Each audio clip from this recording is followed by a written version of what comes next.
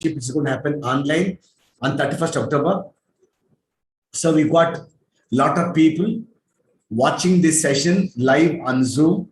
We're also live on the Facebook. We're also live on 2 YouTube channels as well.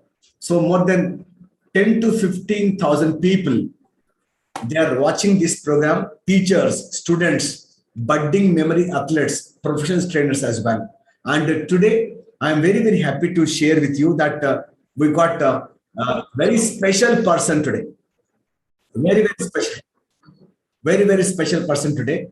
And as all of you know, that every week, every Saturday, every Monday, we got this session where we have wonderful guests coming in, sharing their experiences, JMAX session, just for the information of Dominic sir. Sir, this is weekly growth sessions where we have got all the budding memory participants, memory trainers, teachers and students who are going to attend these sessions, and we keep learning from each other's experience. And today, to all my friends in the country, it is first time in the history of India, history of Indian memory a chapter that we got the living legend in the field of memory, the guru of gurus, Dominic sir, a person whom I always dreamt of meeting, shaking hands, being with him, and then taking his one selfie and taking his autograph. And today I am honored to be interviewing him today. Dominic sir is 8 times world memory champion. You heard me right, 8 times world memory champion. It's equal to winning 8 Olympic gold medals. Unstoppable. A king, none could throw him off. And he was a pioneer in the field of memory. The time the memory sports started from first year, he had been connected with the World Memory Sports Council. He's an author and also celebrity trainer from Donald Trump. Ask me who he trained. And then also he's the chief of ethics committee. And then I had been with him last 3-4 years when we had the World Memory Championships in Shenzhen, and then Hong Kong, Guangzhou, and also last year, 2019, when we had that Indian Online Memory Championship, we had the privilege of having Dominic sir and also Phil Chambers, the chief arbiter, the World Memory Sports Council in India, in Bangalore. And I had the privilege of being with him. And today, we're going to talk to Dominic O'Brien. So to all the children, all the youngsters, all the parents, all the teachers, hold your breath. This session is not going to come. It's going to happen once in a lifetime. And we are so fortunate to listen to such a wonderful person. So put your hands together. Welcome, Dominic sir. Sir, welcome to our wonderful session. Welcome, sir. Hello, everyone. And thank you, Squadron Leader Jayasimha, for inviting me on this special occasion, because I'm very pleased to hear that you're going to have your Indian Memory Championships at the end of this month. And, a lot of people don't appreciate what it takes to set up a competition. They think that, you get all the glory, but you don't. You have to, there's a lot of sweat, there's a lot of blood and tears and a lot of effort, and it just doesn't come out of thin air. I was very fortunate enough to be involved with the very first World Memory Championships in 1991. And I know over these years, these 30 odd years, that Tony Bazan, who was the co-founder with Ray Keane, a chess grandmaster, the amount of work that they had to do, the amount of doors they had to find opened, people that were interested, they had to raise the finance, and of course, they had to get the competitors. And back in 1991, I was fortunate to be one of 7 competitors to take part in the very first World Memory Championships. So that was back in 1991. Congratulations to you, for organizing this. And we hope that you can hold a World Memory Championships in India, the first one to be held in India, very soon.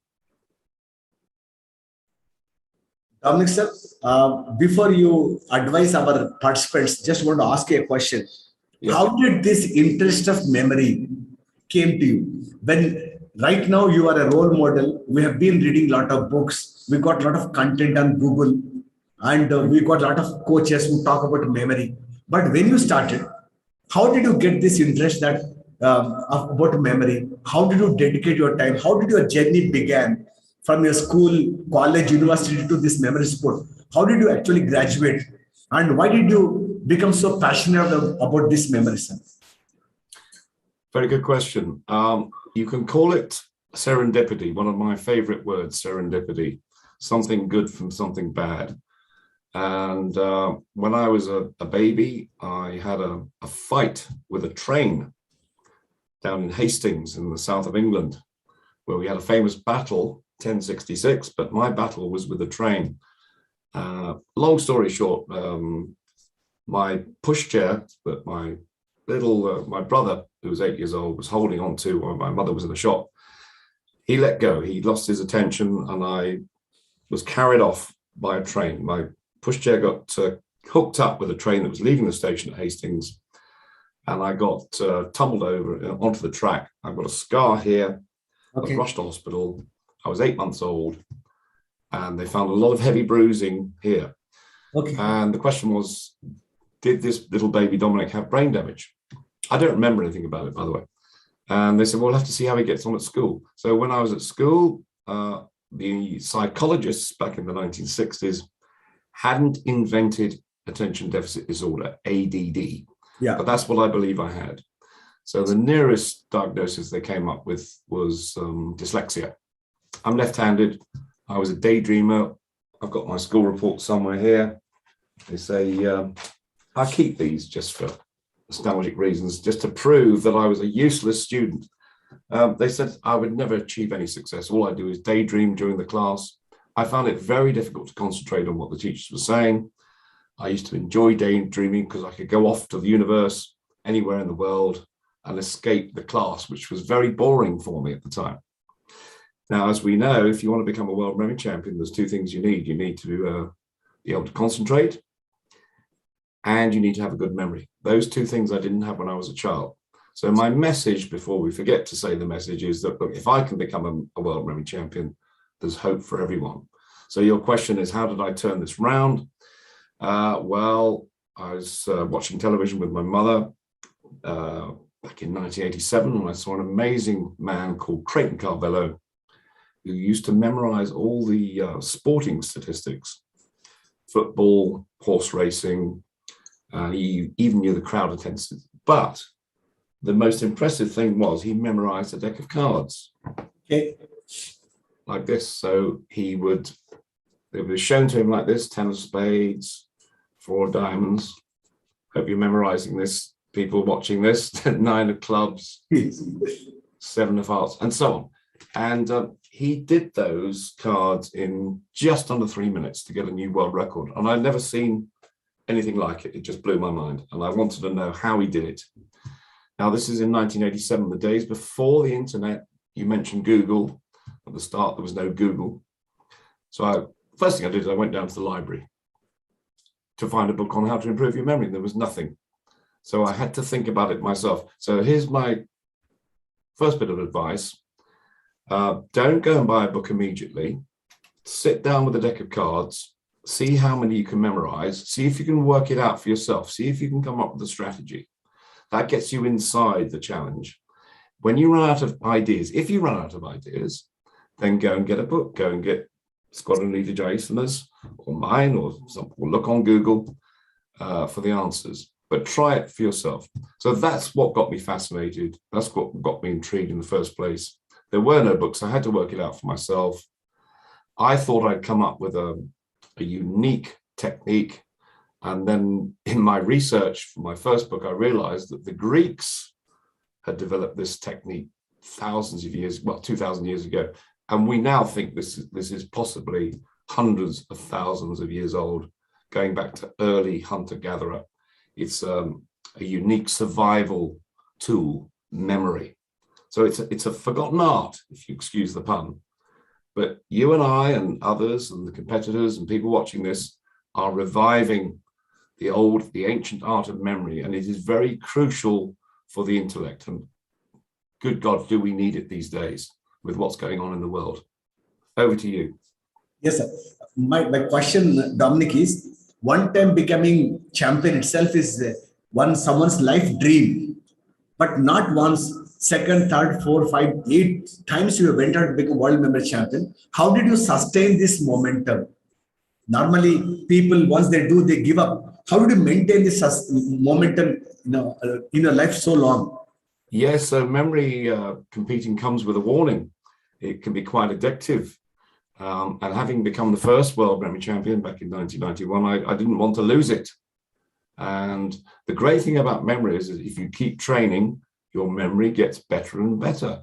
There doesn't appear to be a limit. Now, it does. I mean, initially, when you start training, your rate of increase of memory capacity, goes like that. Then it starts to level out a bit.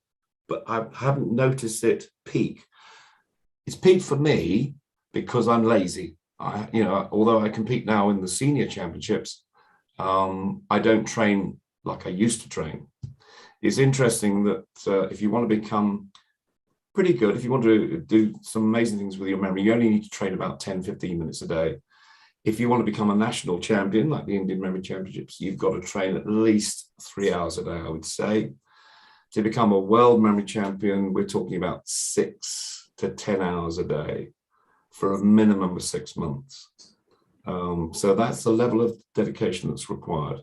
So yes, it was such a thrill for me. Can you imagine the turnaround, being described as a bit of a dunce at school, dyslexic, will never achieve any success in life, to suddenly get on the world stage and be proclaimed a world memory champion? Of course, I wanted to hang on to that. It was important to me. It built my confidence. Self-confidence is one of the biggest pluses in this. So my message, I mean, there's a lot of people watching this that probably got problems, had problems in learning. They may have been diagnosed with ADD, ADHD, dyslexia, whatever. There's hope for you all. Look at me. I became champion. If I can become champion, then you can as well. Absolutely. Sir, in India, I had been trying to promote this memory sport.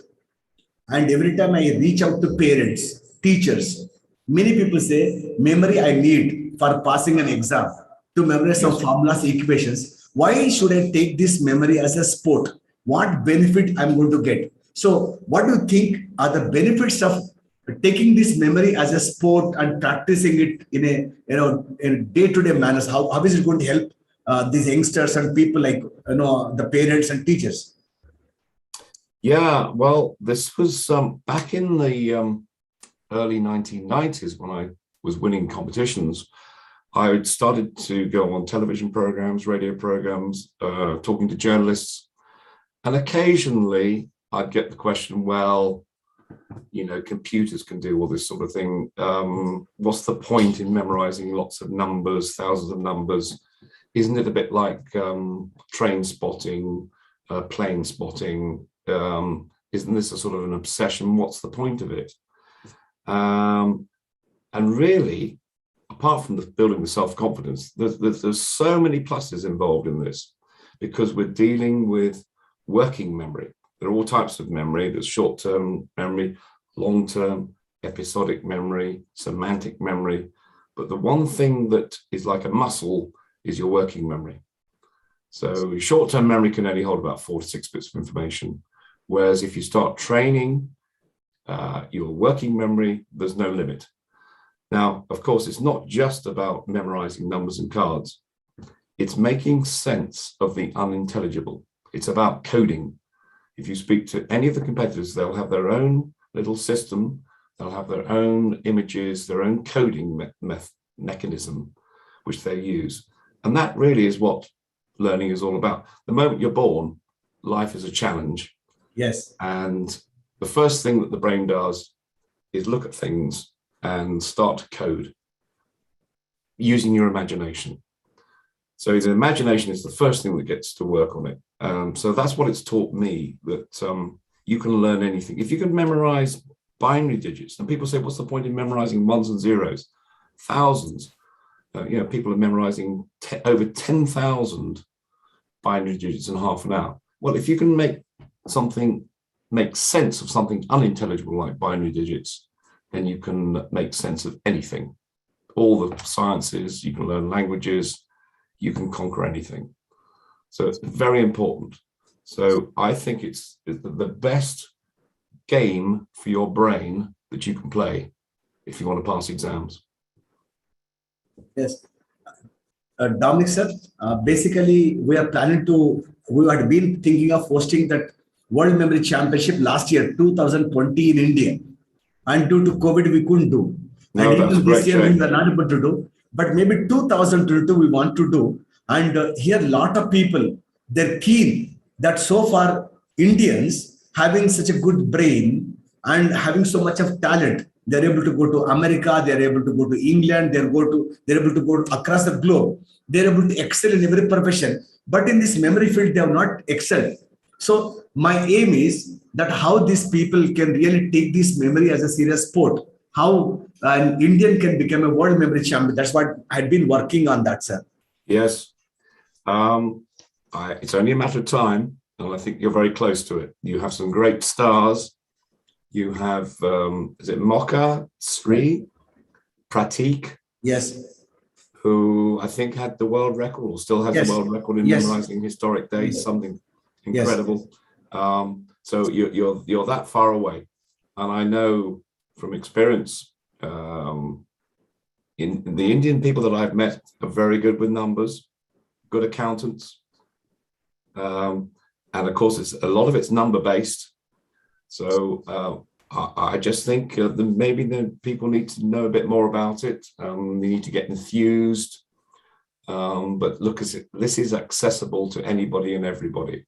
You just need a few basics to get on with.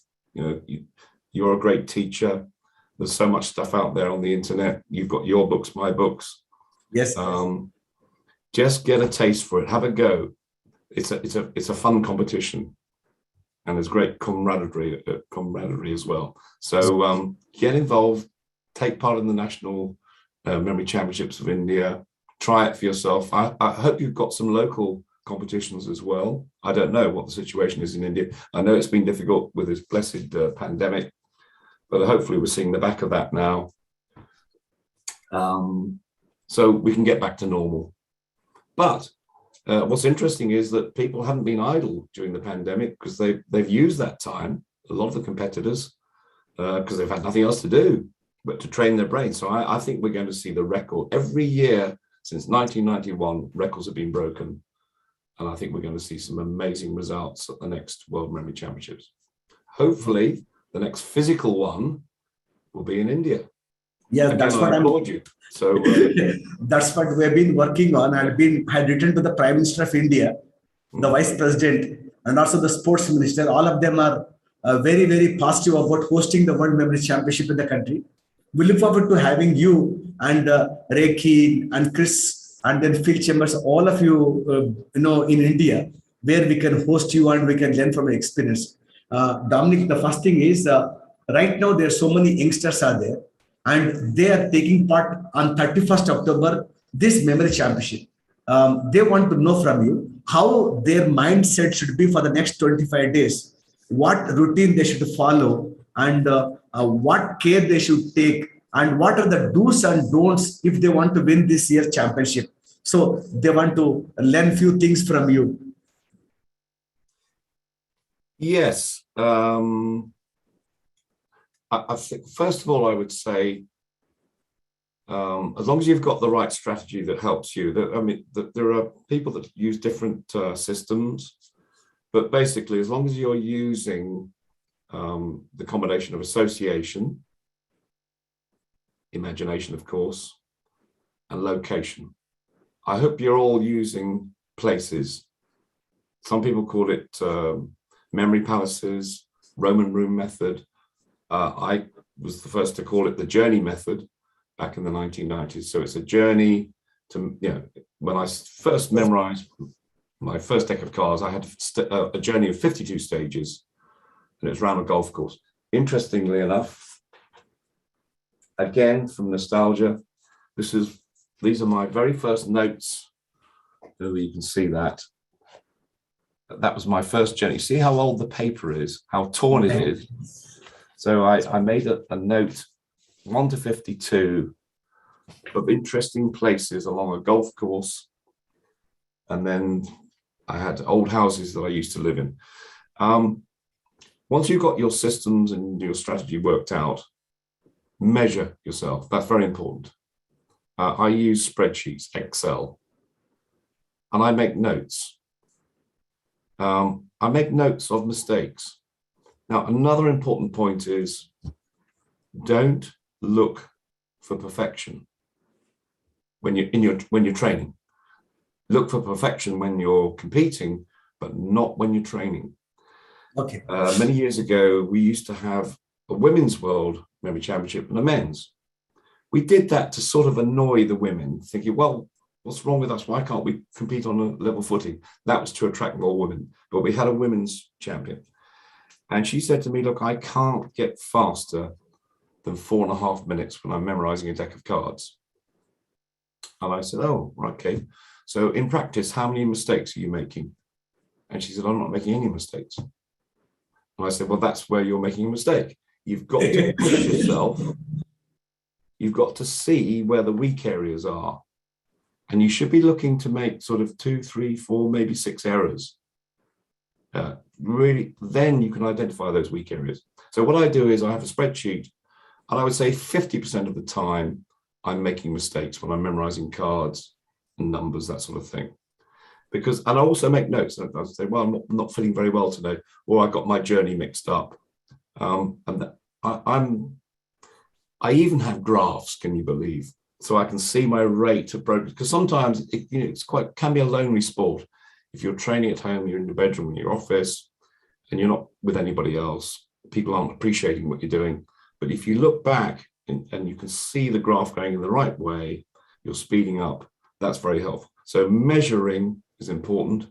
Make a note of the mistakes, see where you're making the mistakes. Journeys, I talked about the journey method.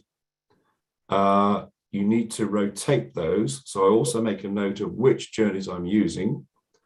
The journey method is so powerful that sometimes the reason I'm making mistakes is that I'm still remembering sequences from days ago or even weeks ago.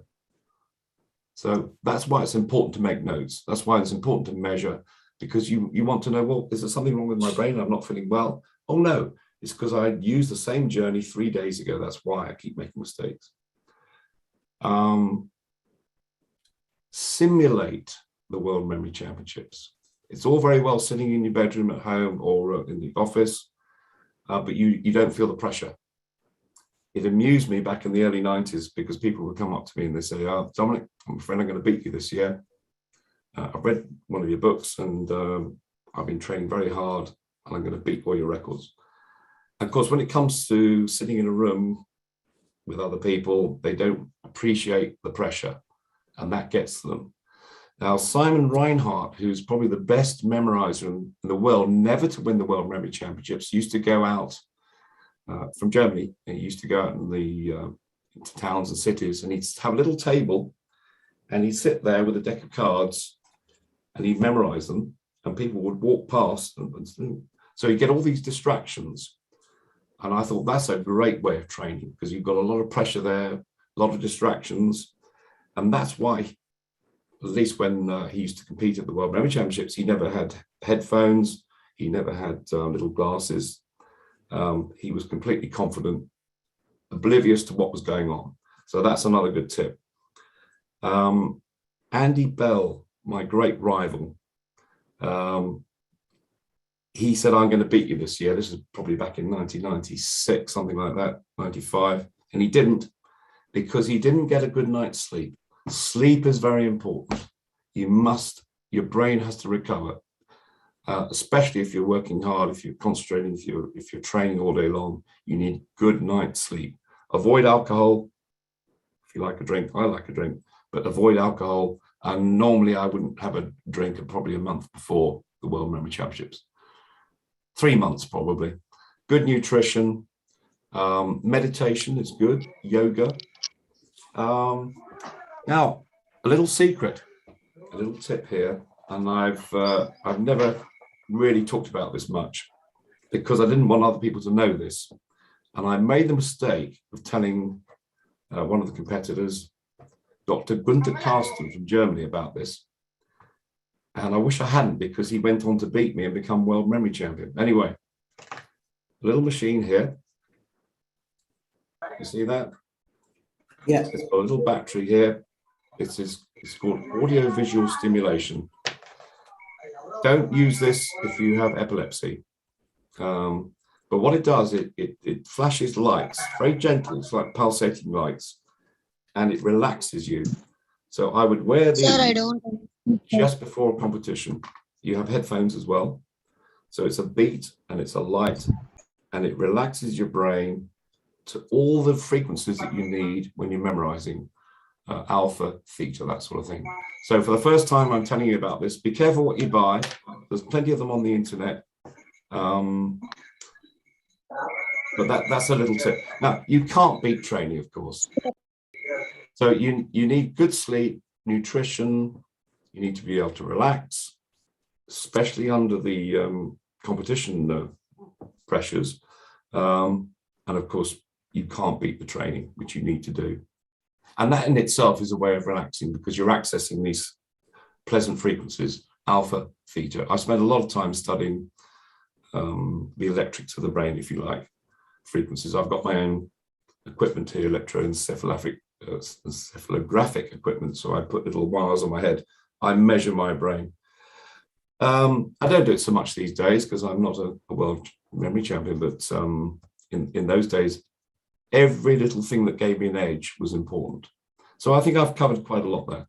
Little secrets, little tips there.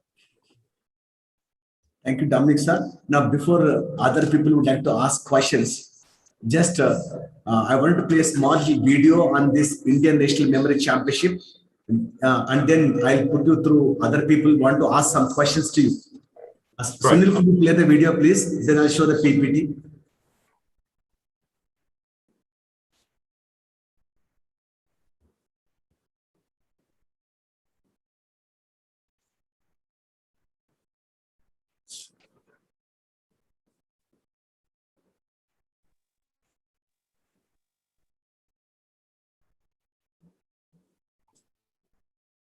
So we can see a lot of certificates behind you. They are from London. They are behind you. Lot of certificates from the Guinness World Record and lot of achievements there. I'm just showing all my Indian friends. So many things behind you.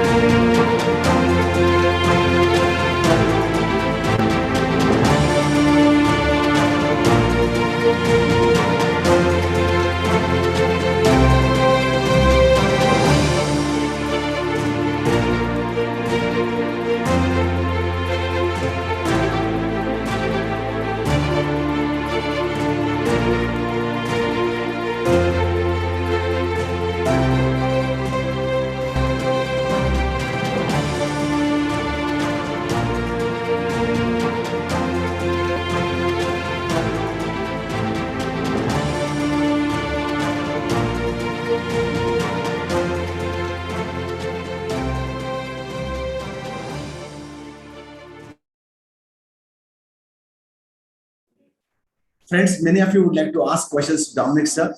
Right now he's in London. Now time there is around 4 p.m. Right, sir? Now before you could ask questions, I just want to make a small little PPT to all of you that this year International Memory Championship is happening on 31st of October 2021. That's supposed to be on Sunday. And this is a online memory championship. Why memory sports? Dominic sir already covered in depth the importance of memory sport, taking this as a memory, into a profession. And any Indian or you are from a foreign country, you can take part in the competition. This was 2019 competition where Dominic sir had come as our, chief, chief of ethics committee to Bangalore, and you can see Dominic sir there in the screen on the screen, and you also know. Okay, this was before here, and if you take part in the memory championship, you know that first of all, World Memory Sports Council, you will get a certificate, participant certificate, which is going to help you in your academics. Using these techniques, you can excel in your 10th, 12th, IIT NEET exam. You can crack UPSC exam. You can have super health. Even you can beat Alzheimer's dementia. So lifelong, this memory is going to be with you, number one. Number two, you can win more than 10 lakh rupees prize money, and you can win the medals, trophies, and certificates. And right now in IIMs and IITs too, they're giving extra credits for you participating in the memory championships. And this was with Vice President of India, and who has promised us to make this sport part of memory as a part of sports in the country. And when it becomes a part of the sport category, you will have a lot of advantage by next year, and you will get lifetime membership. And you are able to listen not only to me, but to Dominic O'Brien from London. He is speaking to you for the first time, okay, in the history of memory in India. And that was Tony Buzan, and then rest of the dignitaries on the screen. And I represented India at that time. This is a letter from the Prime Minister, who said after COVID, we shall definitely incorporate this memory into sports, into school curriculum, into college curriculum. It is going to be part of our life. And if you can take part in this competition, it's going to help us. This was the sports minister, Rajawat Singh Rathore, and who can take part? Kids up till 12 years. You will be in the kids category. Junior, 13 to 17 years. Adults, 18 to 59. Senior category, 60 years and above. That means you may be male or female. You are young or old, or you are a professional. Anyone can take part in this competition. If you think that, yes, I want to learn, I want to challenge my memory, this is for you. We have 5 disciplines right now: memorizing random numbers, random words, binary numbers, playing cards, and historical feature dates. And we got prize money worth 10 lakh rupees. And we got not only that's prize money in the kids category, prize fund. We got a lot of courses to give you, different courses. Okay, English kid too, he can win the money. So you got certificate for everyone to for participation. Second, top 10 people will get certificate. And also in each discipline, top 10 people will get a certificate, and in each category will get certificate, and will get medal and trophies. And you got more than 10 lakh rupees worth prize fund in terms of cash prizes, and also the courses that you can win. And your scores will be there in the National Memory Council of India.com forever. And you get to represent India at the World Memory Platform, and you will be able to meet who and who, right? This discipline, and students, teachers, professors, adults, parents, trainers, anyone who's interested in the field of memory can take part in the competition. And eligibility. So I'm an old guy, can you participate? Look at Mr. Hemant Joshi, 64 years old. He went on to become 3 times Indian memory champion and 2 world records as well in his name. And Pratik Yadav, which Dominic sir was talking about, and he is 10 times Indian memory champion and 2 world records as well. And 26-year-old Pratik Yadav as well. And you see all these youngsters already first, second, third, 14 years, 26 years, 20 years, 64 years, 55 years, 54 years, 8 years, 14 years, all. Anyone benefited from memory sport, let me tell you, look at this guy. This guy's name is Vineet. When he was in 7th class, he took part in the memory championship. And right now he's in IIM Ahmedabad. Look at this photograph left side, because he got extra credits for being part of the memory championship. So this is beneath for you. And one more girl, she got into IIM Shillong as well. Many people got into IAS exam and many different exams as well. Okay.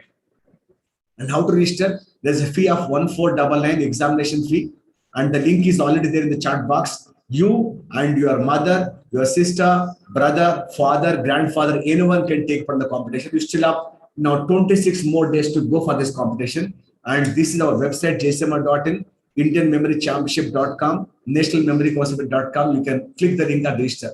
These are our helpful numbers. You can be part of it. Okay. So there's a special training also, 3-in-1 combo pack. That means you want to crack this competition. It is very fortunate that we are talking to Dominic sir, but you want to go through the nitty-gritties, and there's a course which I have made it, developed a video course on this. There's also practicing software on this, and also action plan. Just for 2,999, you'll be able to get this course as well. So enough time. So this is about the championship. Okay. And now my question is, right. So I just want to leave this competition because you heard Pratik Yadav, you heard Hemant Joshi, you heard Bhuvan, and you also heard Pawan Bhattad. And today, the God of Gods, the living legend in memory, from London, talking to you about the importance of memory sports, in our life. And he will be there with us next year when we have the World Memory Competition. And you have this chance to take part. So don't let go this opportunity. And then you should be taking part. And you have any questions, Dominic sir is available. So I'm requesting Sunil to unmute anyone who would like to ask questions. Dominic sir would be very happy to answer any question. He is right now from London talking to the Indian participants. Okay. Any one of you would like to ask any question to Dominic sir, please welcome, raise your hand. And Shravan, could you unmute Shravan, please? Yeah. So good afternoon, sir. Good afternoon, Jayasimha, sir. Good afternoon, Dominic Brown, sir. Hello, Sir, how are you? yeah, fine, sir. Sir, in Indian culture, we actually touch feet of our guru. So you are my guru because I have started this just because of you. I am a memory trainer based out of Mumbai, and I'm working in this field from last 1 year. Oh, you're very kind. Thank you. Thank I'm you. glad you've taken up the sport and you're passing it on. That's the most important thing. So, sir, just one question: how you able to maintain without writing it down? How you able to maintain everything or memorize everything without writing it down in the competition, not in practice situation? How do I remember it without writing it down? Yeah, because there's no method we can write down in the competition. We are not allowed to write down before memorizing, while memorizing. Yeah. Yeah, we're very particular about making notes, particularly things like historic dates. You can't write anything down. And abstract images, obviously, because some people might want to measure. So you don't need to write anything down, do you? If you've got a good strategy, if you've been training hard, why do you need to write anything? It's all here. Yeah. There's some very interesting studies that I did with Tracy Alloway, who's a psychologist, and she trained 30,000 students. And these were students that had problems in learning, attention deficit disorder, the things we covered, dyslexia. She can predict with 95% accuracy how successful a student is going to be in their exams. Now, she can measure their working memory when they're 5, 6 years old, and she can predict when they're 13 what their exam results are going to be. 95% accuracy. Yeah. And just by giving them a program, she had a program called Jungle Memory. It doesn't matter what it is, as long as you have the right strategies. If you train your working memory, you get such huge improvements that you don't need to write things down. Yeah. And the great thing about memory palaces, the journey method, people say to me, well, are you going to fill your memory up if you keep memorizing cards and numbers and things? No, it's like going into a room and there are 3 doors. And if you go to any one of those doors, you go to another room with 3 doors.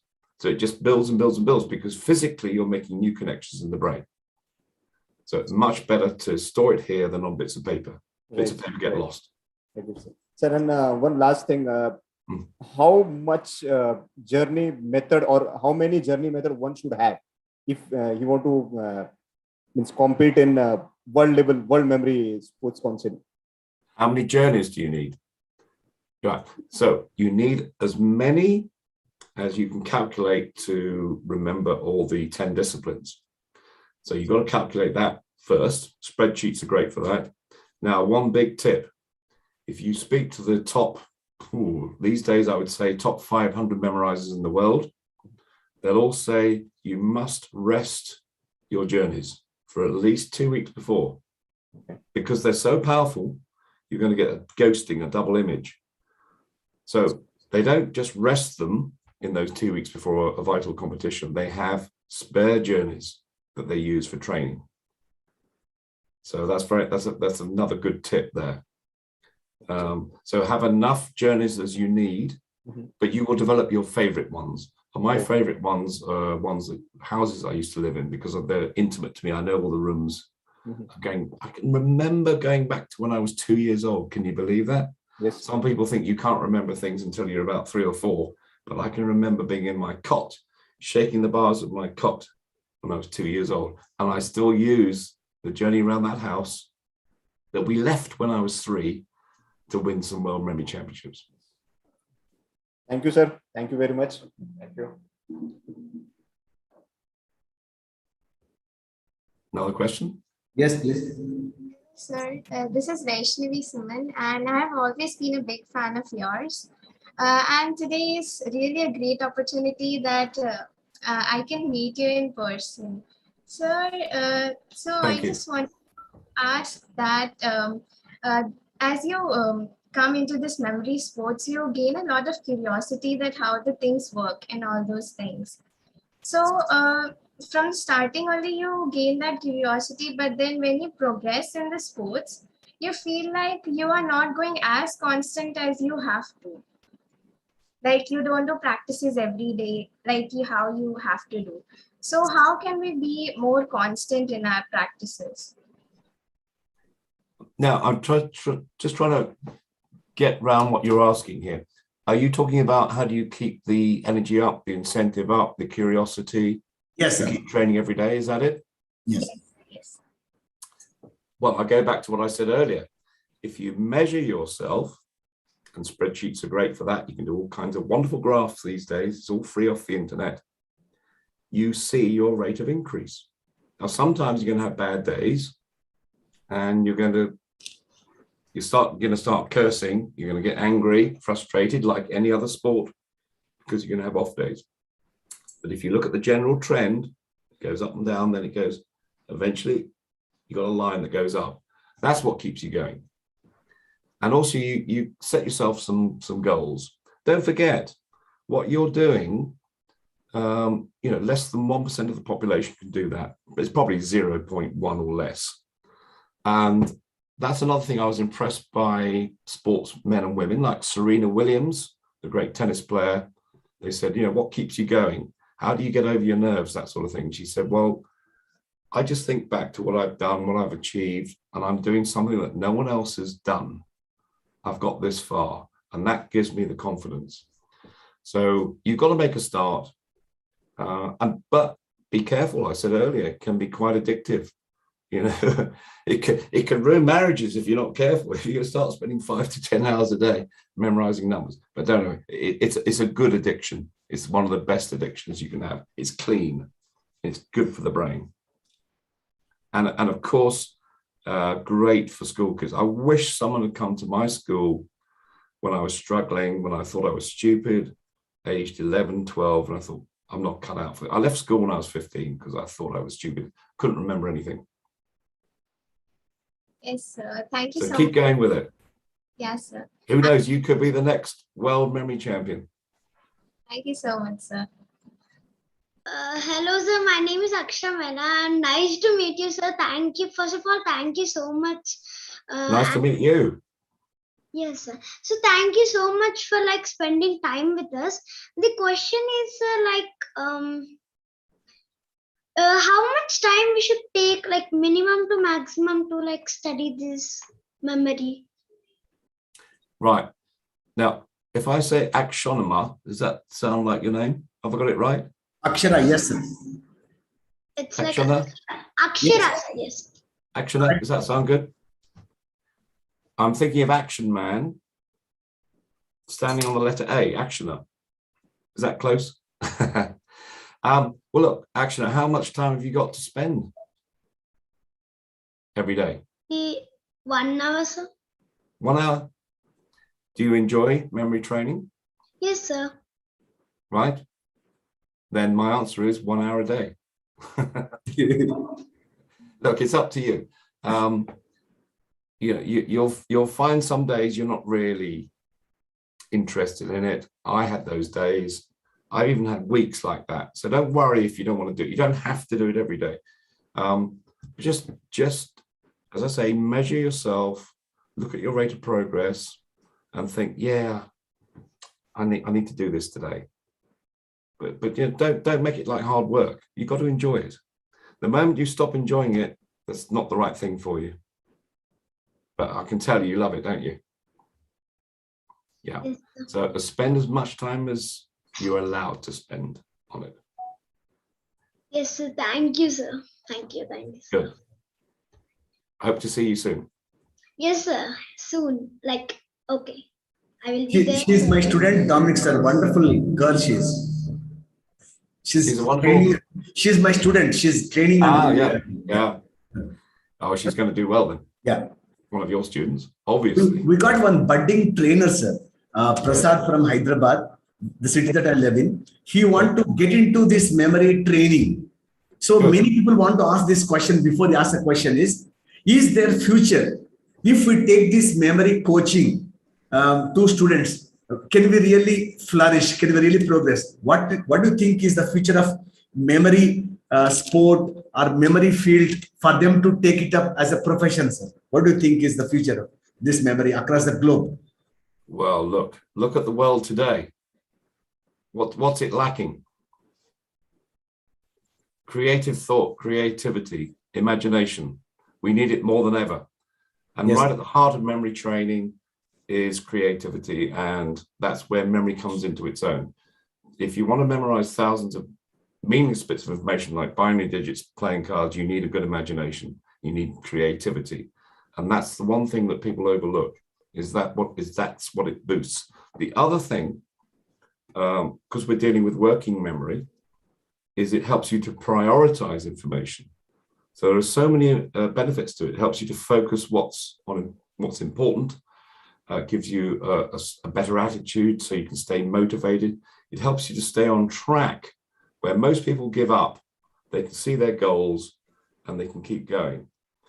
Now, I'm just going to give you a little example here about a verbal IQ and working memory. I'm going to give you 5 words. I'm going to give you chair, desk, mirror, apple, bookcase.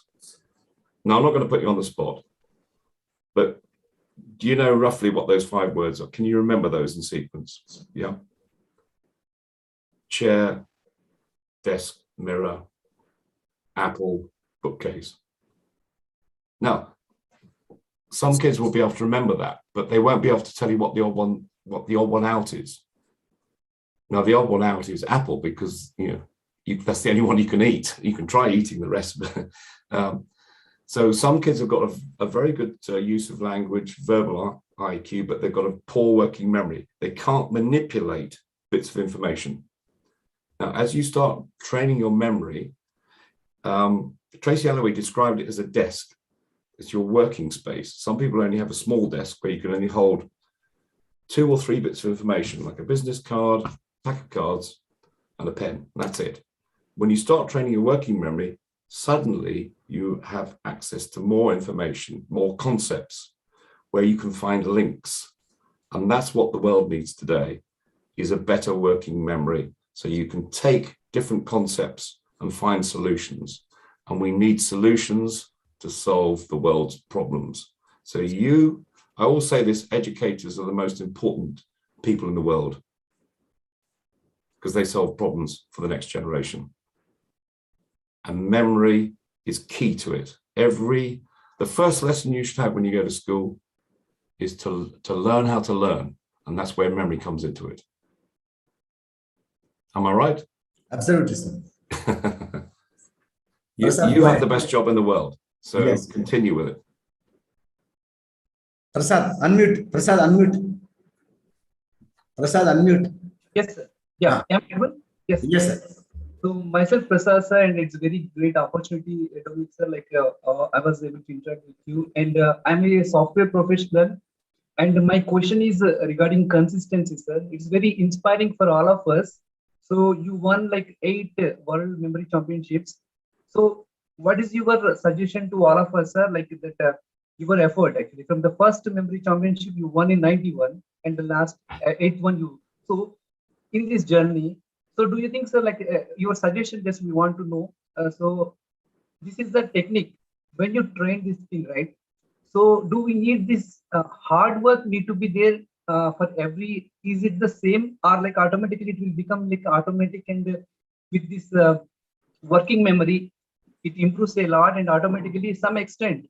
So that much effort what you made in the '91 championship, it is that much is not needed in the upcoming things. So like that kind of things will happen, sir, to our memory, mind and everything. Now, I got some of that, but I couldn't. The audio wasn't that great. So maybe you can help me out, Jayasimha. Yes, sir. Can you just tell me what the question was? He was asking the amount of hard work you put in the first memory championship. As you went on to win the second one, third one, fourth one, as of now, are you working with the same intensity, or as the effort has gone up or gone down? How is it? He's asking. Should we spend same number of hours to practice?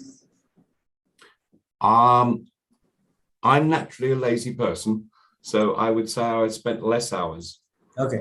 It's all down in those days. It's down to the competition, and I can tell you, back in those days, people were not training 5 to 10 hours a day like they do today, and that's one of the reasons I stopped in 2002, 2003, because I found out, I couldn't spare the time to do that 5 to 10 hours a day.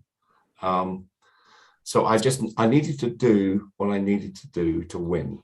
And this was great advice from Norris McWhirter, who set up the Guinness Book of Records with his brother Ross. So I got to know Norris very well. And he said, you should never break a record by more than a second, or whatever you need to do. Just look at the competition first and work accordingly to that, but have something under your belt. But I never lost the enthusiasm.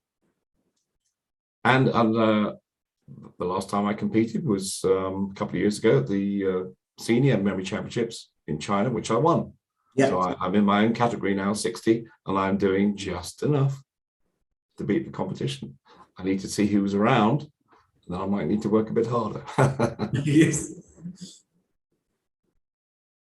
But not everyone's lazy like me. Thanks. The next person, please.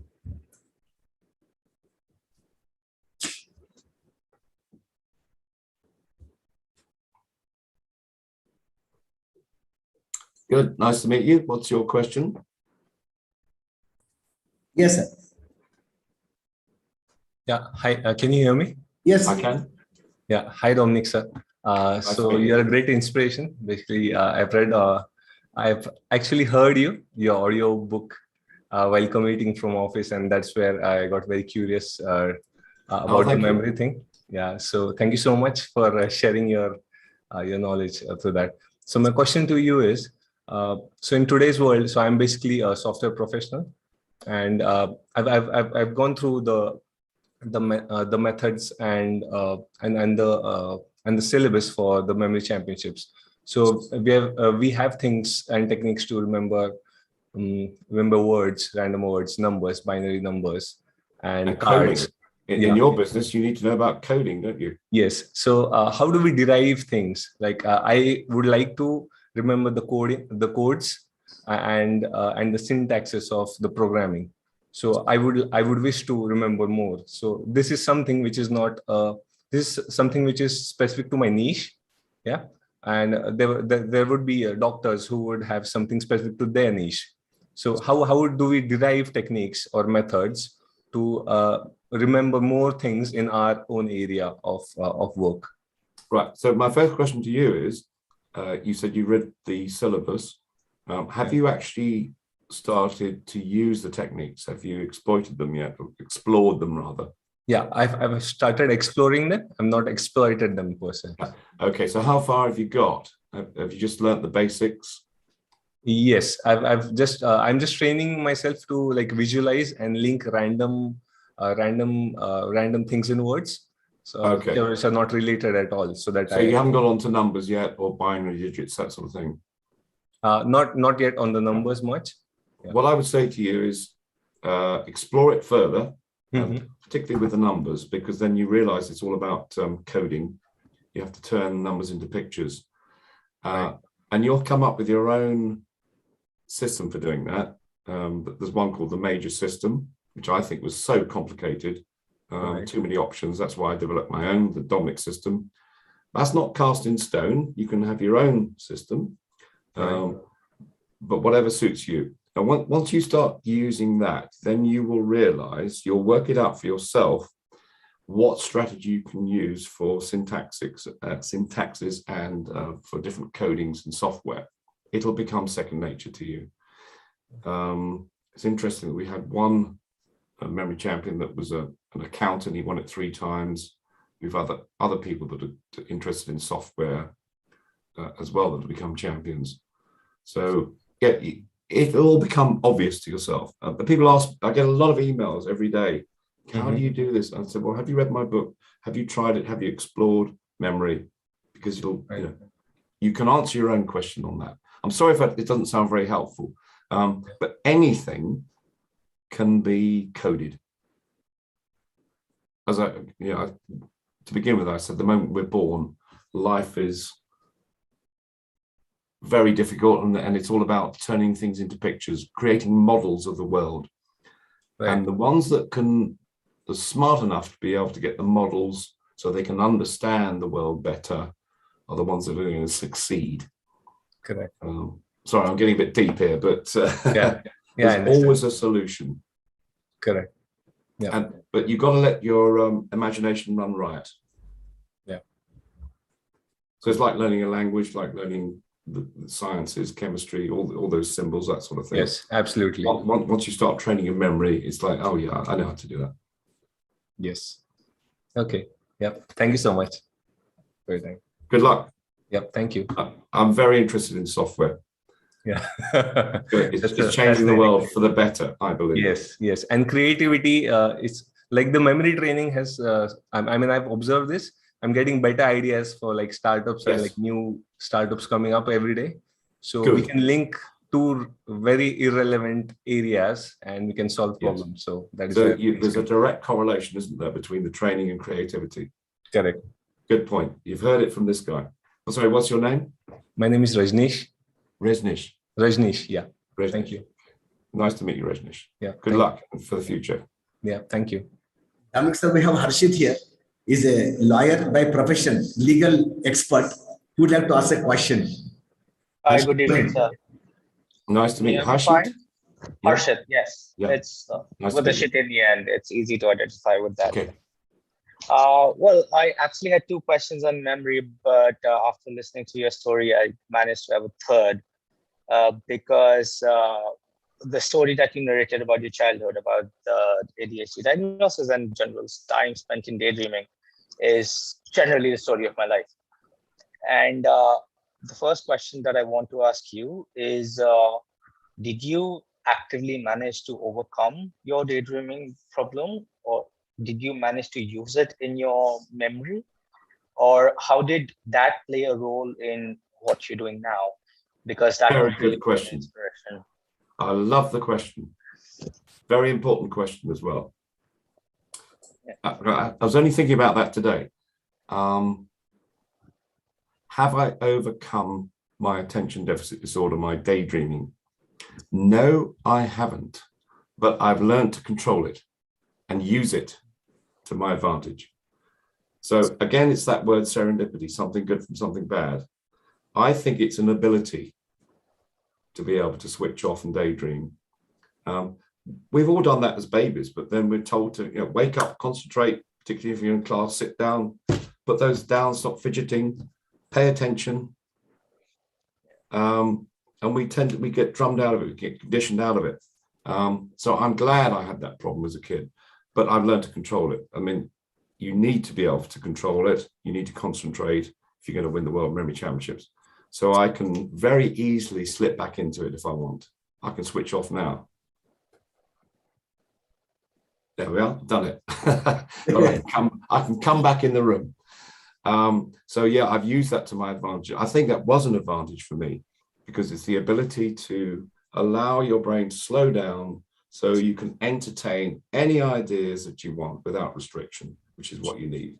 You need to come up with immediate associations, creativity, coding, as we were just talking about with Rajnik. Yeah, so I've used it to my advantage. It's an ability, as far as I'm concerned. It was disruptive as a kid because I couldn't control it. I was stuck in this brainwave frequency. I couldn't speed up. And I think the great tragedy is that they give kids Ritalin and Concerto drugs to speed the brain up, whereas it should be done naturally. And one of the best ways of training yourself out of it or gaining control is through games like this. And I call it the game of memory.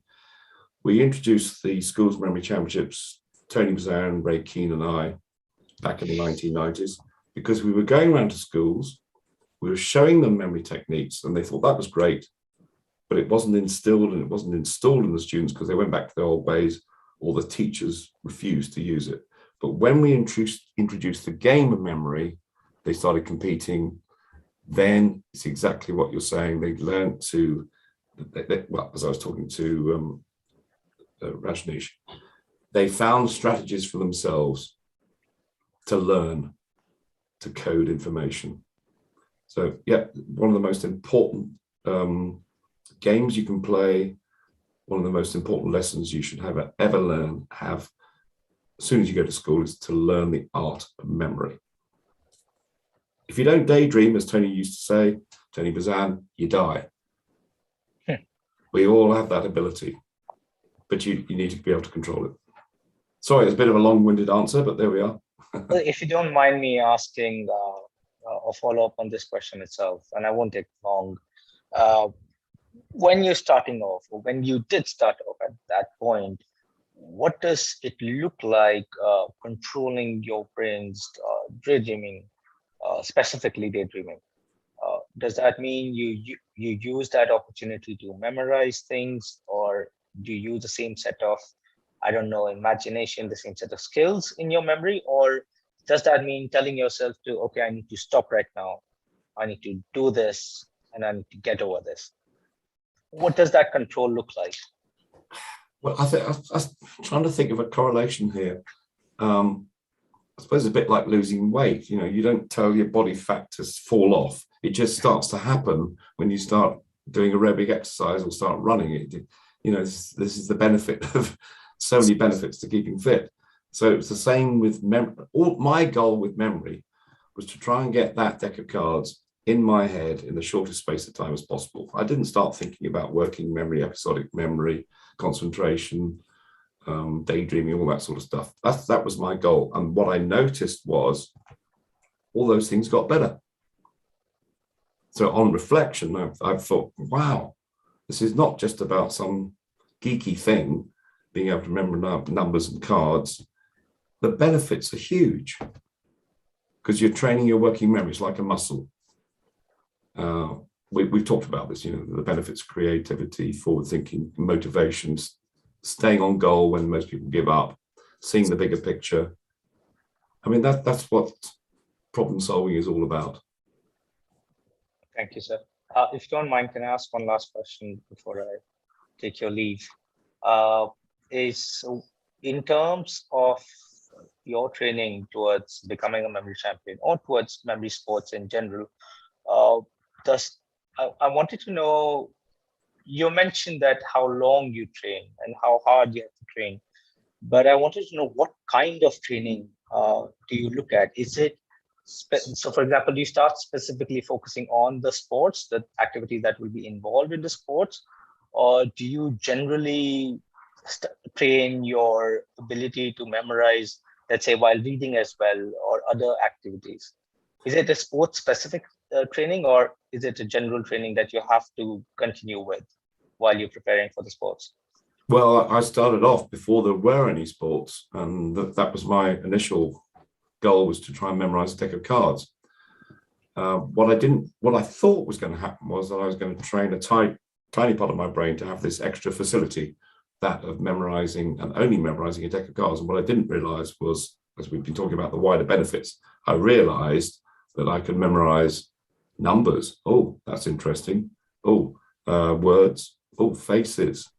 And so the whole thing expanded. My whole world got larger. And then I thought, there's all kinds of possibilities. So it was specifically that deck of cards that set the whole thing off. And actually, it's such an elegant way of measuring the state of your memory, as far as I'm concerned. So most of the time, I'm a bit guilty because I haven't done this for a few weeks now. I need to start training again. But when I come back to it, somehow I haven't lost anything.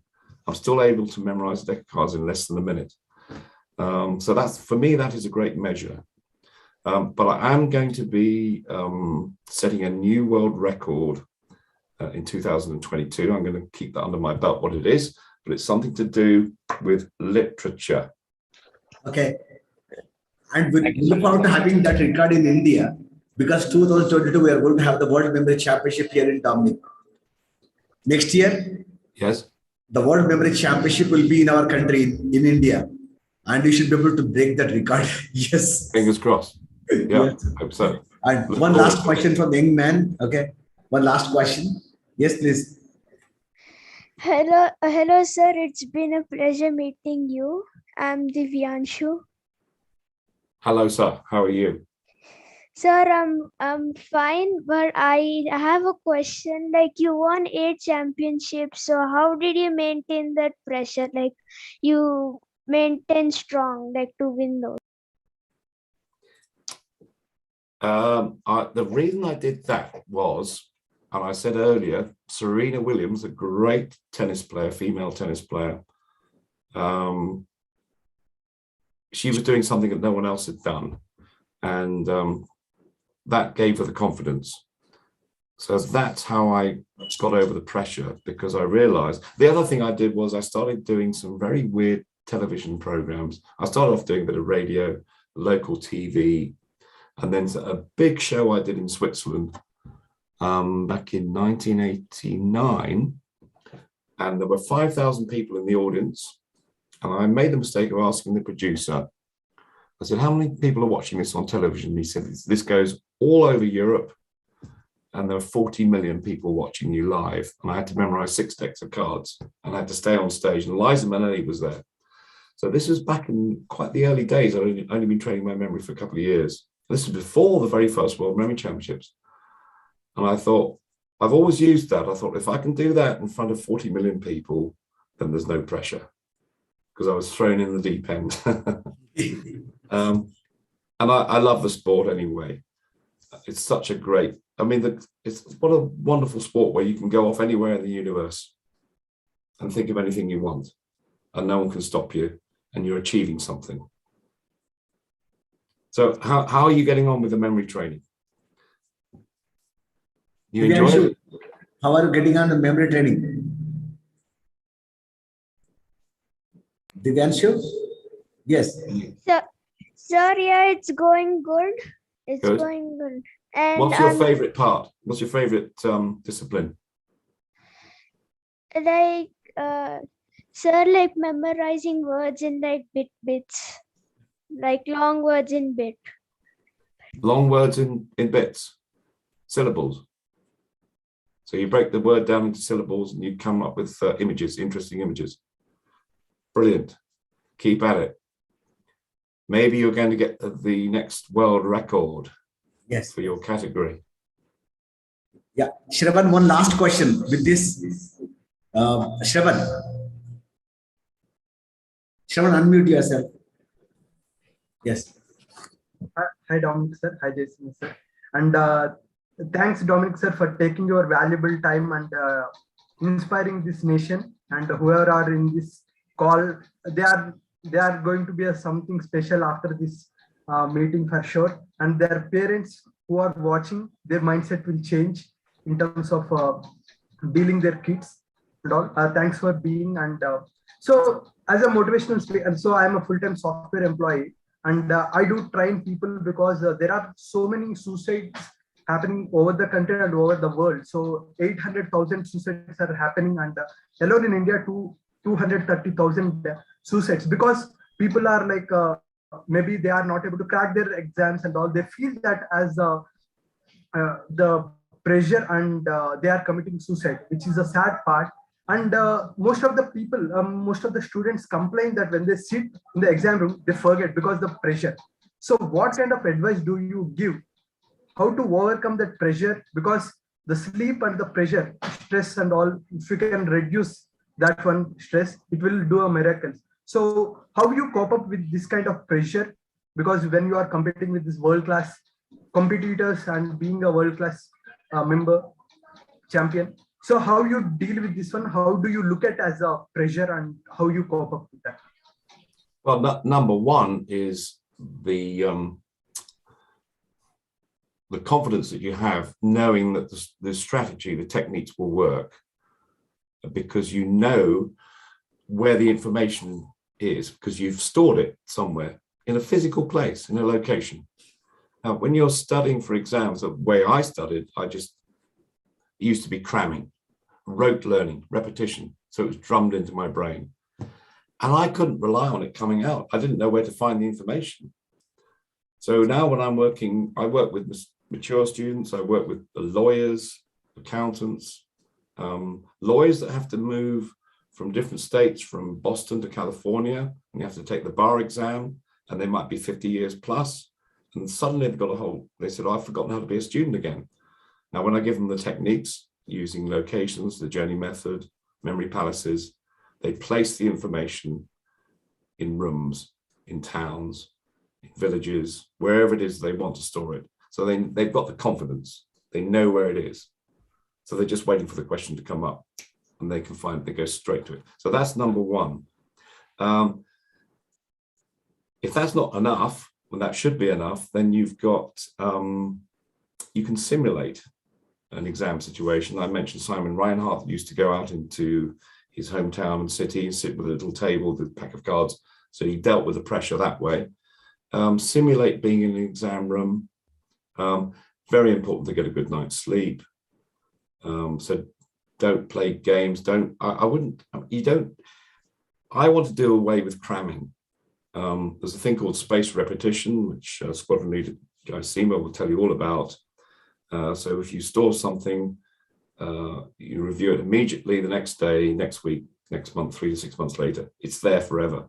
You don't need to relearn information. Students should never have to relearn information. Also, don't worry about getting 100% correct. I mentioned the girl that wanted to beat 4.5 minutes to become world memory champion in the female category. And I said, how many mistakes are you making? None. That's where you're going wrong. So when you're studying and you review what you've been studying, aim for about 85 to 95%. I like 95%. I like to make mistakes when I'm memorizing cards in practice, because I want to know where my weak areas are. There's so much you can do, but so simulating the exam situation, getting the right strategy, not being afraid of making mistakes, don't relearn information, use the strategies, use spaced repetition. I could go on, I can talk about this for 2 days, but I hope that's been of some help.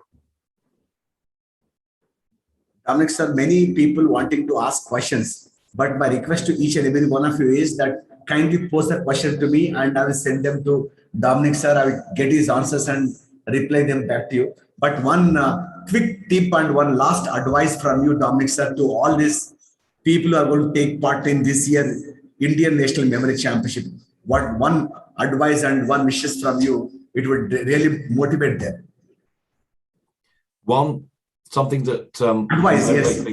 Yes. I think I've said it already. I can't beat what I've said. Look, I was written off when I was a kid. I had a knock to my brain as a child. I was very slow. I didn't start speaking till I was 4, but neither did Einstein. So I left school when I was 15. I thought I was stupid. My teachers told me I was stupid. I had dyslexia. I believe I had attention deficit disorder.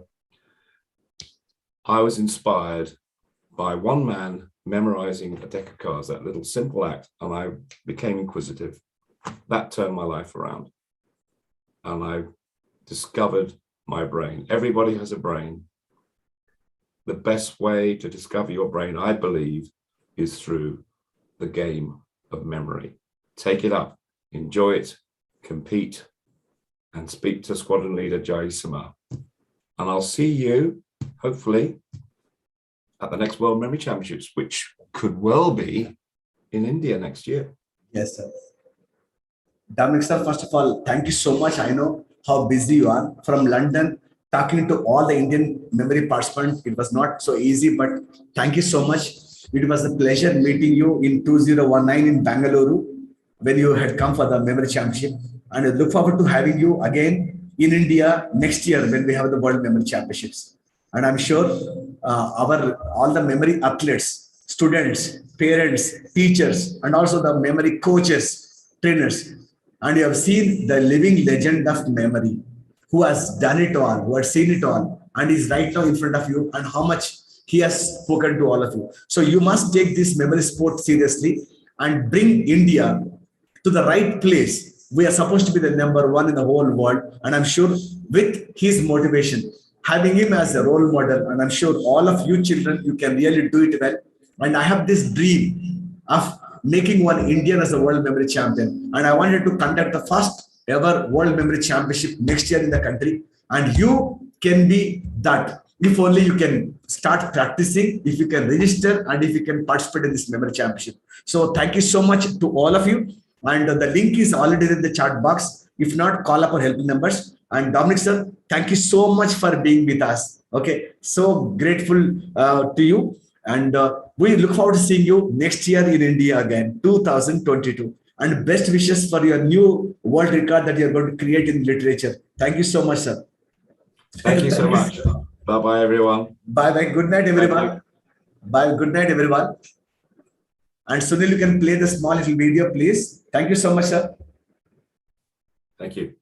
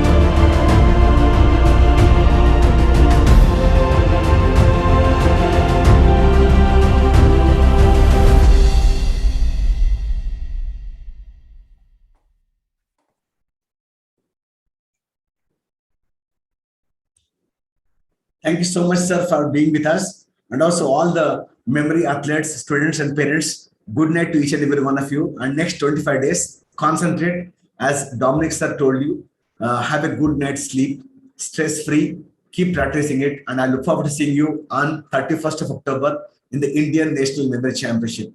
Register tonight and be part of this memory game. Thank you so much. Good night, everyone. So thank you so much, sir.